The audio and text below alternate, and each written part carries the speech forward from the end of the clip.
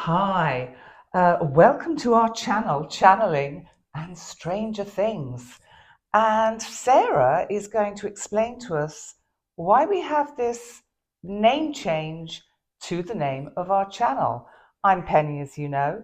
And Sarah, do you want to explain why BM Mm. suggested this? Yes, I mean, obviously we're doing channeling. A lot of the information that's coming through is being channeled from Blueman and the blue light beings, but also we've been delving into other sort of spiritual things as well. So a couple of days ago, BM suggested a channel name change, and we were mulling over it. I came up with channeling, etc. He quite liked the brevity of that, but then he came up with channeling and stranger things. So that's what we've gone with, and we noticed that a few people have said how much they like the name change, so we thought it was more appropriate for what we're doing. So we didn't feel the need to have our names attached to the channel name anymore. No, and I think So it's kind of it's really interesting because it's like the channel is growing organically so that because when you start out doing these kind of channels, you're not really sure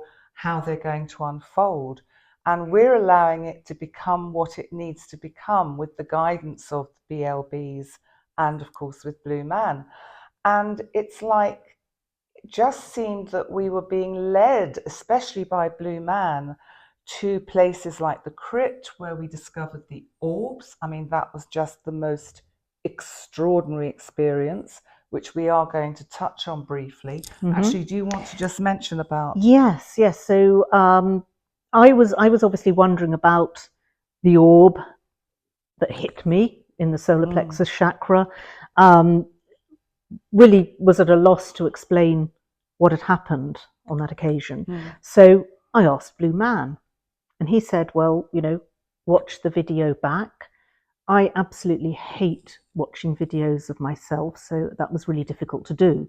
But what I did see was, as the orb hit me in the solar plexus, I was talking about the theory that I had about the ley lines, about the chapel not being on the original site chosen by the villagers, but on its current site. And the reason for choosing the current site was ley lines. And BM said basically, Thinkaroo and the Virgin Mary are saying, yes, you're absolutely right. And they were validating what I was saying with that signal, which I sort of received into my solar mm. plexus. And some people have asked, did I feel anything? And what I actually felt, I wasn't conscious at the time, although obviously instinctively I was with my hands going in.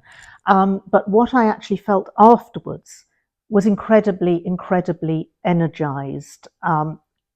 Went back to work that afternoon just filled with energy, and that has continued since then.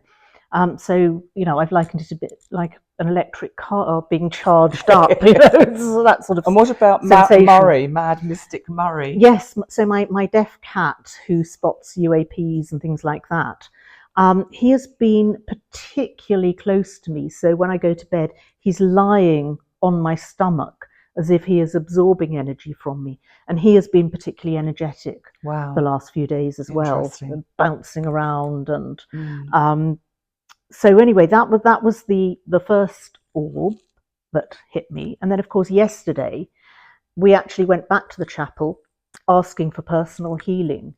And again, an orb hit me. It hit me in what we think is the heart chakra. yes. And basically, my sciatica has gone completely. No pain, no discomfort, absolutely nothing. And we were sitting having lunch afterwards, and I said, oh, I can actually feel something up my back, up my Mm, spine. I could feel a heat, a warmth creeping up around my shoulders, into my neck. And when I stood up, mm. I could feel the warmth in my legs. And since then, have had no pain, no discomfort. Spent the morning doing kind of physical stuff where I might have got a twinge, Mm. but have had nothing. Wow. So hopefully, Mm. hopefully this lasts. Mm. But hopefully that part of the healing I asked for has actually worked. Wow. Whether the other part works, I don't know. We'll have to see. But Yeah, and I've had a very different experience of it, which I'll just tell you briefly, because it brings up another subject really about faith and about the need to have absolute faith in healing, for instance. And what happened with me, and all I can say is yesterday, all my symptoms actually got worse. Now, whether knowing from all the work we've done with Reiki that one can experience a healing crisis after an attunement, for example, I wonder whether I was having a healing crisis. Last night, I was in such pain in my back, my lower back, that it actually really worried me, and I was worried that it was bringing back all the original problems. So today, I've woken up. It was still a little bit unpleasant this morning, but this afternoon it seems not too bad. I don't know what to make of it. I don't know whether you want to comment there, Sarah, because I just don't know what to make of it. Did BM say anything? He didn't. I honestly don't know. I mean, does one have to receive an orb to receive the full healing? I don't know. I don't know. Yeah. But there was no orb. You know, Sarah got both orbs. I got none. And but that sounds really silly. I'm not. Am I upset about it? Not really, because I think there's something valuable in all of this. For me, the actual experience of going down there and having the faith that the experience of asking and asking out loud for the healing for my shoulders, my knees, and my heart. I think I forgot my back yesterday, actually.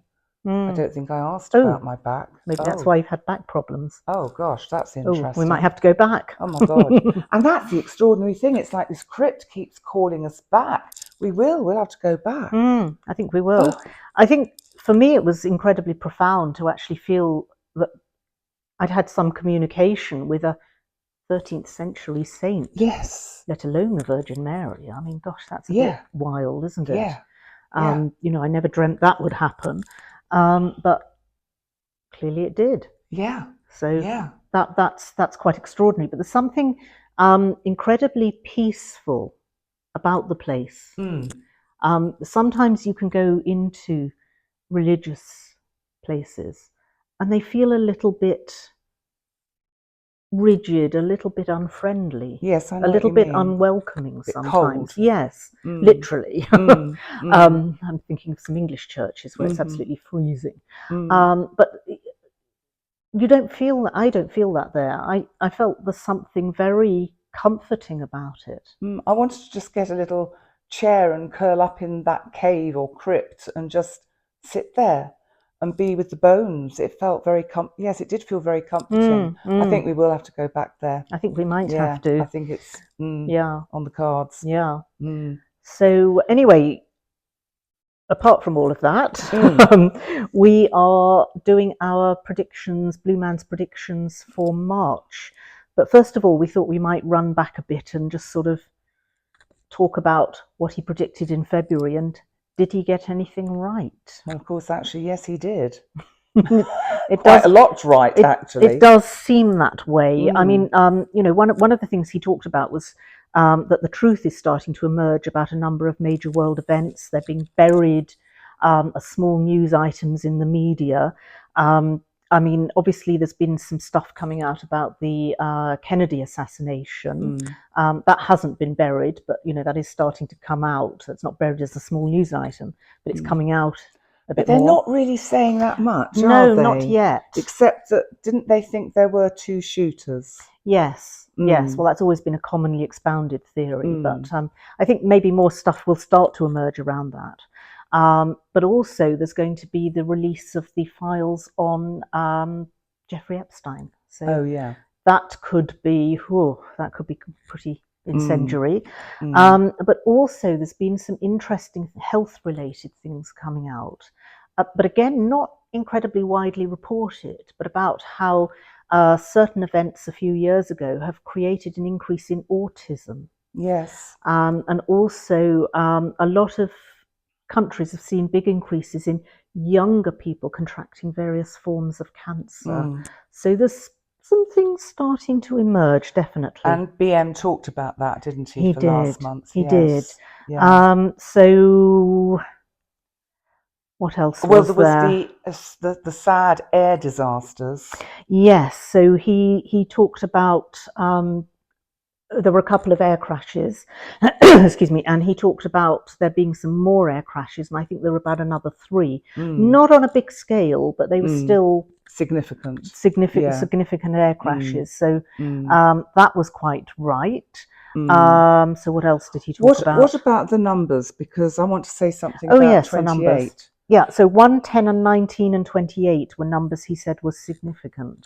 So well, yesterday was the 28th of February, and I just think, without going into details, the events in Washington between President Zelensky and President Trump were quite extraordinary.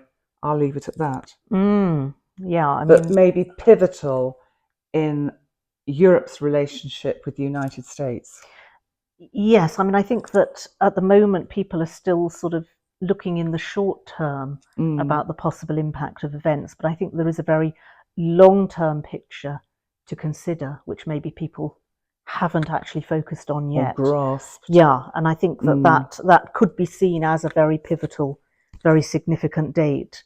BM mentioned about steps being taken behind the scenes towards ceasefire in a troubled part of the world. Now, obviously, there's more than one troubled part of the world, and I think that certainly events that have been in the news are indicating that that is happening. And he mentioned unrest subtly brewing in some parts of Europe. Now we've seen Athens yesterday. Yes, he's mentioned 28th.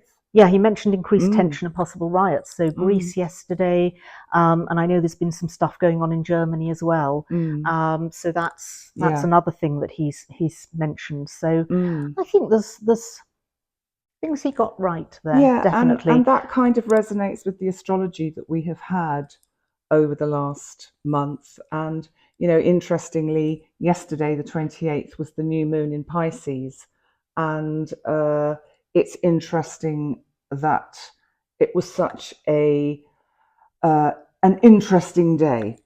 So I think things will come from it. And because Pisces is the last sign of the zodiac, it actually brings endings before new beginnings.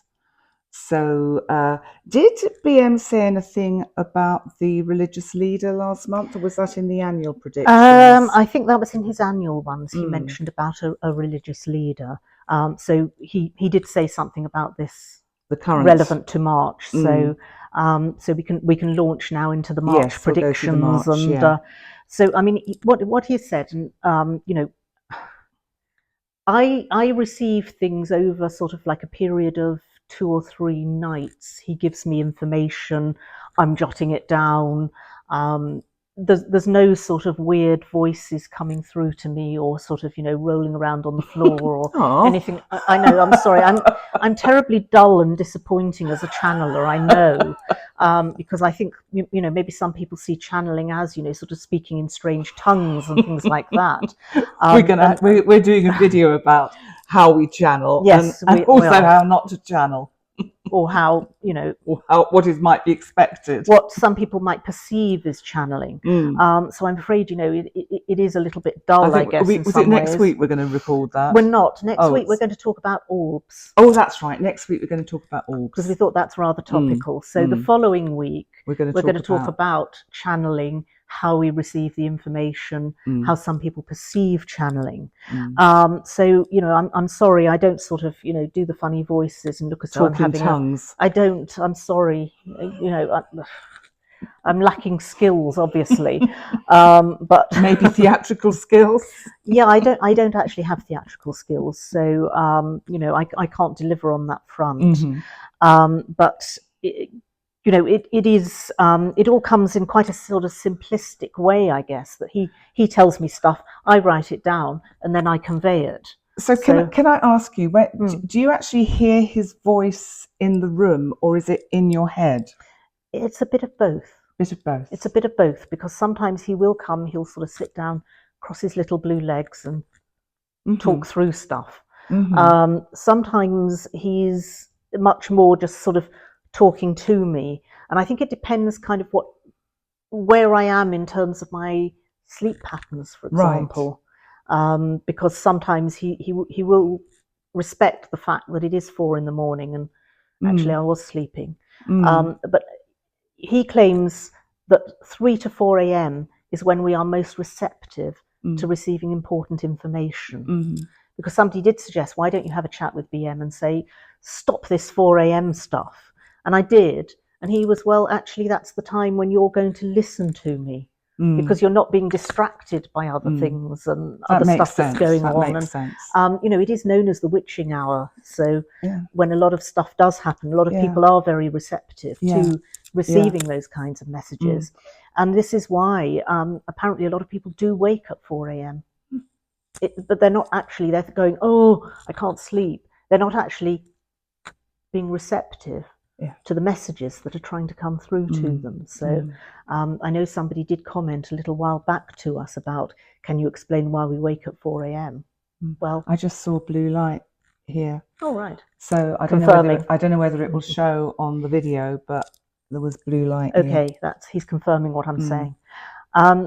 So anyway, what I was going to say was that I do get sometimes sort of flashes of things that I don't always make sense of. And I've had a really weird thing for the last 3 or 4 days is I'm seeing a lot of very, very shocking pink. And I just don't know what that relates to.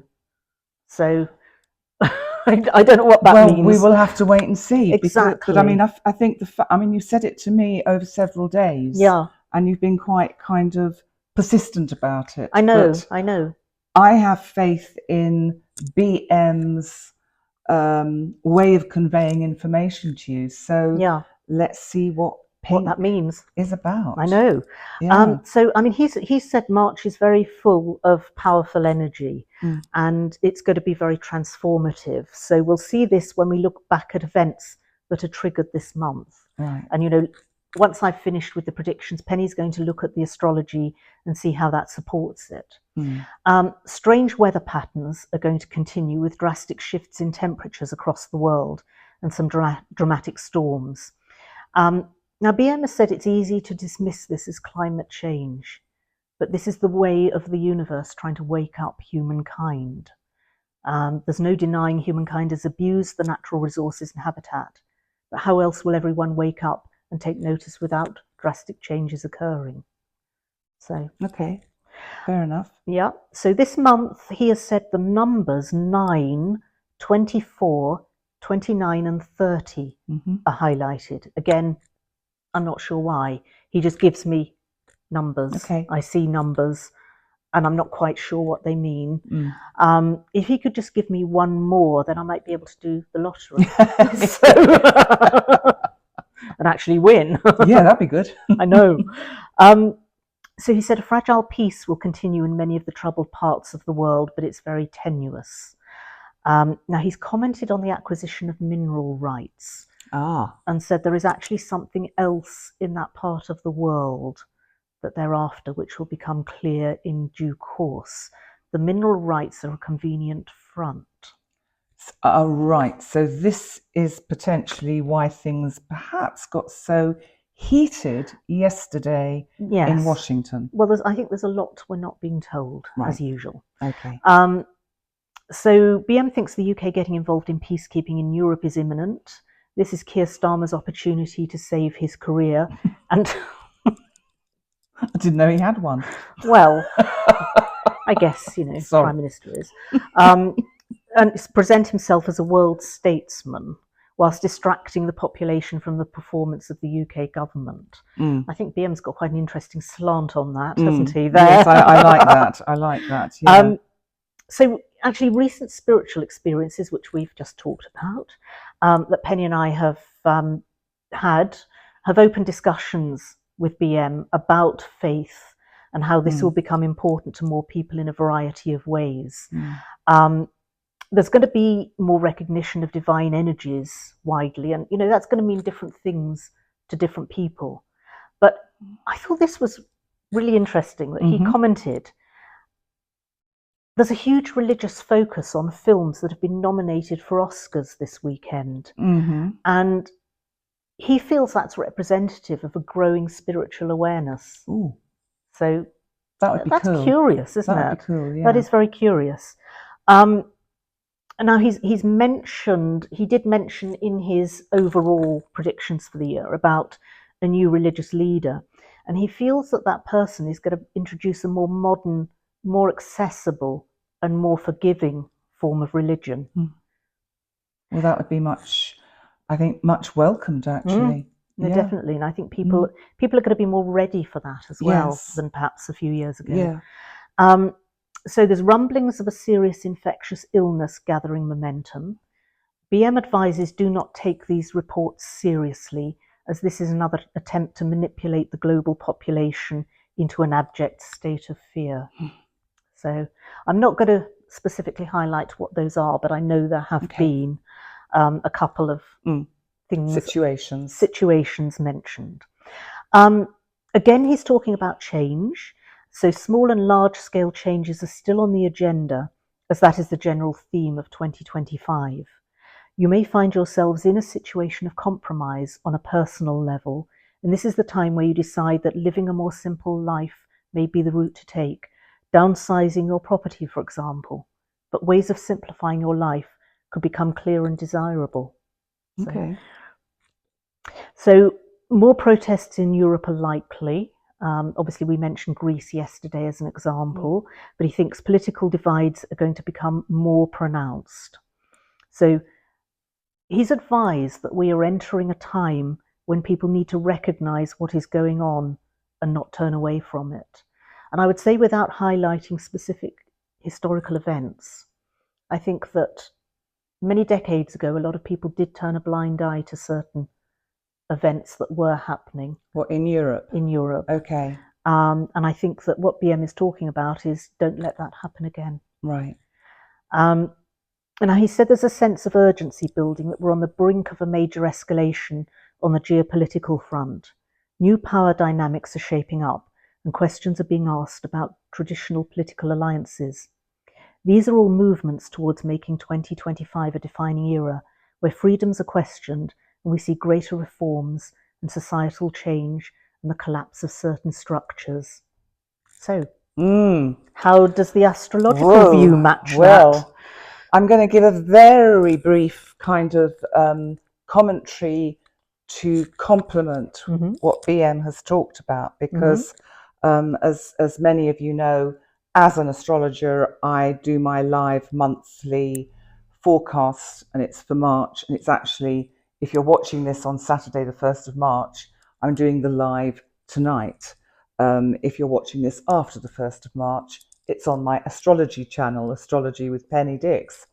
So first of all, astrologically, I would absolutely support the general feel of significant change for the month of March. We've had 2 months this year where we're kind of marking time.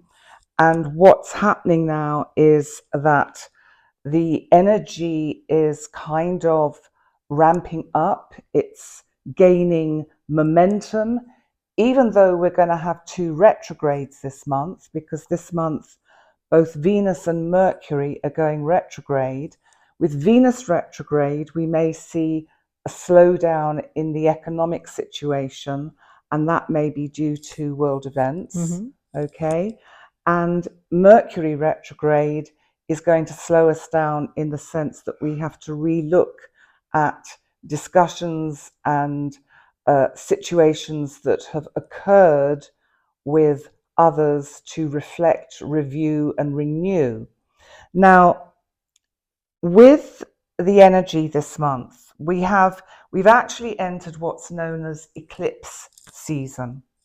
So we have 2 eclipses this month. We have an eclipse on the 14th of March, and I don't know if that was one of BM's dates. No, he said 9th, 24th, 29th and 30th. Okay. The 24th, 29th and 30th, there is a significant astrological correlation. But we have a lunar eclipse in Virgo, and that is going to make us much more aware of taking care of our physicality. So this could link in with the potential for a viral infection becoming more prominent. So, and it could be something that is causes some restrictions, let's put it that way, some restrictions on the way, and it could certainly put pressure on the medical profession. So that does fit in with what BM is saying. Now, if we go to the 24th, which was one of his numbers, even though we don't really know if they're dates or not, the 24th, I think, is actually really rather interesting because, where is it? Okay, yeah. The Sun is conjunct Mercury retrograde in Aries. Aries is like the head of an army. The Sun is the leader. Mercury retrograde is like the return to a conversation that has been had before. I would suggest this could be where we see President Zelensky having communication with President Trump again around that particular date. That's this. Also, with my astrology, what I need to explain is that I also receive the channeling from the blue light beings. So they are always just, I receive them on this side, and we'll talk about that much more when we do our video about channeling. But I receive the information on this side. I don't know whether that's significant or not, but it always seems to be on my right side. I just kind of, I don't know what it is. It just comes in. Anyway, so that was the thing or the feeling that they gave me about this, a return to a discussion with a world leader. And then the next date we wanted to look at was the, where is it? 29th and 30th. Now, first of all, just before we get there, on the 20th, we have the spring equinox. So this is when the Sun does move into Aries. And I want to talk about something that is really, really important, because Aries is the first sign of the zodiac. And so when planets get to the 0 point of Aries, having done a full circle of the zodiac, so the Sun, for instance, has gone all the way round, ended at 29 degrees of Pisces and moves on the spring equinox into Aries, it's a very powerful trigger point. It's called the Aries power point, or the world point. 0000 of Aries is incredibly potent. So around the spring equinox, I think, because the Sun is moving in to Aries, we are going to see potential shifts, change. It's something to do with, it feels like it's, I'm just looking at what you were, okay, so it's moving on from the serious infectious illnesses, but that is going to still be around. And that's going to come up more as well at the end of the month, I feel. I think there is going to be this more of the sense of urgency of how to cope with the unrest that is going to be unfolding in various parts of Europe. And people basically getting very frustrated with their particular systems of government and the need for Europe to unite. So then we move on to the 29th, which is a number that, does he mention the 29th? He does he? And the 30th, 29th. The 29th, we have a new moon solar eclipse in Aries. So that new moon is a very potent trigger point, beginning point. It brings in something very powerful that we have to be aware of. So the end of the month is going to be significant for significant change, whether that's on a personal level in whatever is going on in your personal lives or on the world stage. But what really is very significant is that on the 30th of March, after many years, Neptune, the planet that rules Pisces, the planet that is all about confusion, illusion, yearning, longing, delusion, imagination, and spirituality and psychic awareness, moves to the power point of the Aries 0 degree. This is very big stuff, very big, powerful stuff. Now, on one level, I would say there is something very much here about health and health being affected in some way. Secondly, I feel there is a lot of illusion, subterfuge, confusion about what is happening in certain parts of the world, in the hotspot areas of the world.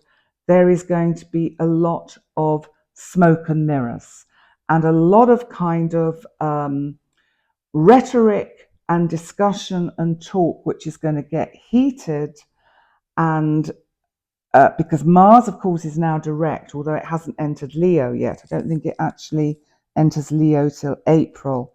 No, that's right, it doesn't enter Leo till April.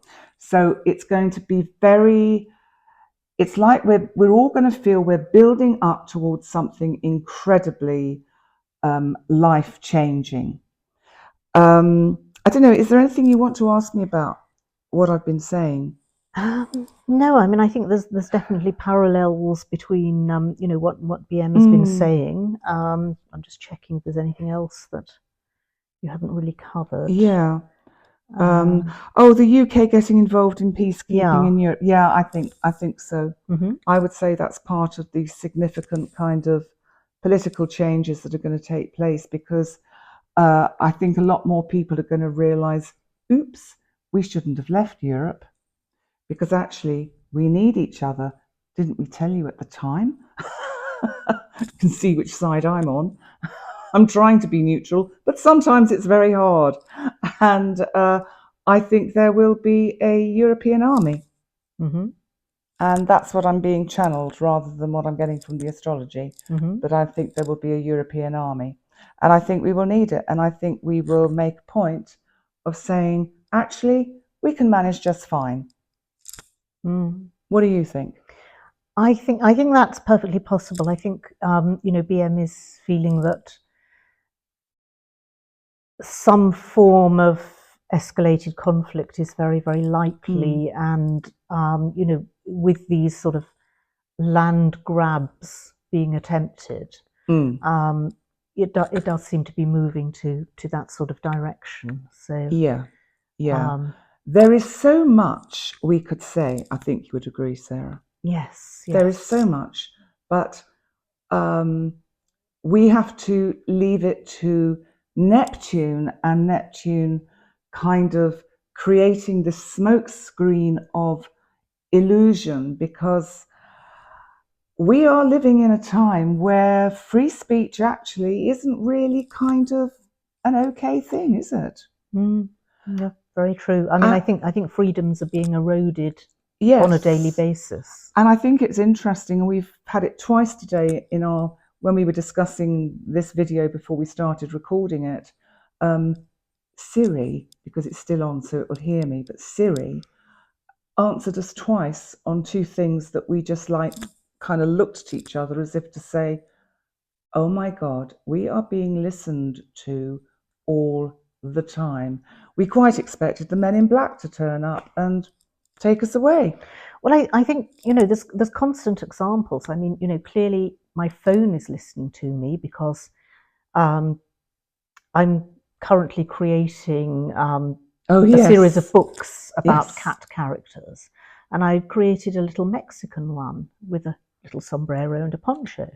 And what comes up in my feed on my phone today, a certain large fulfillment business is selling Mexican cat costumes. Oh, So, that's a little bit scary, isn't it is a it? bit. It It is a is. bit. Yeah.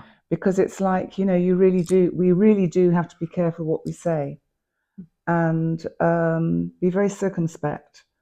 And that comes back as well to really, I think, what BM was saying about not believing everything we are told, hear, see, read. That includes what we say, because I think what one of the, I don't know if you'd agree with me, Sarah, but I think one of the most important things that we all need to develop over the next month, let's say, is personal responsibility and looking for the evidence-based, circumspect observations of that which is going on the world, and not taking it from just one news source. Oh, definitely. And I think that, that's something that BM's been advising, well, since he made contact with me. Yeah. So that's actually something that I have grown up doing. Well, I've learned a lot never... of it from you, actually. I mean, Sarah's really educated me. I was a little bit of a snowflake in many ways, and just kind of tripping through the fields and smelling the pretty poppies, and probably getting high as a kite. I don't think you can say that, can you? So those are our March 2025 predictions from BM and the astrological take on it, very, very briefly. My video later for the March astrology will be a little bit more in depth, but those are the kind of headlines. So coming next is going to be our video about orbs. That's right. We're going to record that over the next week, and we're really going to do some interesting research into that. This is why we felt we had to just tweak the name of our channel, because it's not just channeling. Maybe that's another name. It's not just channeling. It's channeling and stranger things. Yeah, I mean, we sort of started off channeling, but there's obviously UAPs have come into the equation, orbs, all kinds of things, and the sort of need. I mean, BM had sort of guided us to various sites and said, show these to people, and it's really interesting that we've had local people who've said, wow, we didn't know that about the cross, we didn't know that about the chapel. So I think maybe BM is just really trying to open people's eyes to what's around them, and really sort of take account of your surroundings and learn more about them. Yeah, and there are many channelers out there who are giving a lot of very good kind of teaching and wisdom and spiritual teaching and spiritual understanding about healing, etc. I think BM's take on the way of the world is quite unique, because actually he's giving very concrete information. And Felixina has just come to join us. She might go on your lap even. Yes, come on then. And I think that also I'm finding with the blue light beings that they are supporting BM in that, because they're all from the same kind of area. BM is more Sirius and BLBs are more Orion. But I do think that things are changing, and just to remind you all, channeling is not a unique club. It's not an exclusive club. A lot of us channel all of the time and don't even realize that we're doing it. But we're going to cover that in the channeling video, aren't we? We will. Yeah. So that was Felixina's butt. Oh, and coming back. Thank you so much for your support.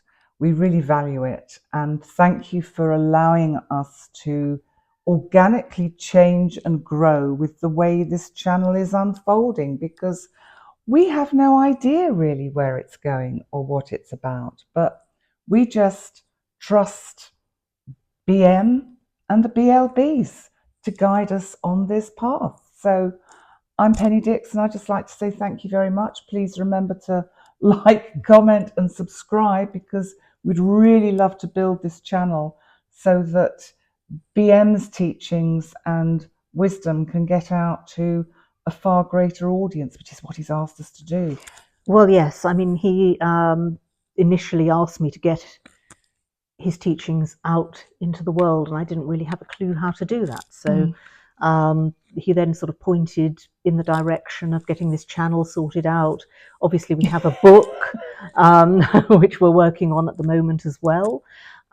So he really just wants us to spread the word, and I think you will have seen, from his predictions and the things he says, that he is a very down-to-earth type of blue light being, which I think is common to those from Sirius. Yes. He says it like it is. He's very direct. He gave me advice, for example, about my back. He said, there's no point in asking for healing if you don't actually look after yourself once you've received the healing.